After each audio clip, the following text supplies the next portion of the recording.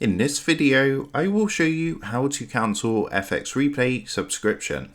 So let's jump straight into it. So in order to do this, the first thing you're going to want to do is come across to fxreplay.com and sign in to your account. Now, once you've gone ahead and signed in, you'll be taken to your dashboard, which looks like this. And from here, what you're going to want to do is come up to the top right-hand corner and click onto your profile icon. Next, what you want to do is come down and click onto Manage Account. So what it's going to do is take you across to your account settings. And from here, if you come across this menu on the left-hand side, you want to click onto Plan and Bidding. Next, what you need to do is just click the red button here, which will say Manage Subscription Bidding. So give that a click. After a second or two, it's going to redirect you to your current plan details. So you can see for myself, I'm currently on a basic plan, which is $35 per month. And all you want to do is come over to the right hand side of your current plan and you're going to see an option to cancel plan. So you want to click onto that option there. Then it's going to come up with a screen like this. All you want to do is come down and press the blue cancel plan button. It's just going to take a minute or two. You're going to get a green tick confirmation and it's going to ask for some feedback for why you cancelled the plan. So you can select an option. If you don't want to do this, just come down and click no thanks at the bottom. And as you can see, it's now going to redirect us to this screen, which means the plan will now be cancelled. And it's going to tell you the date when this will take effect. So that is how to cancel FX Replay subscription. With that being said, I hope this quick tutorial did help you out today, and if this did help you out, I would really appreciate it if you was to consider dropping down below the video,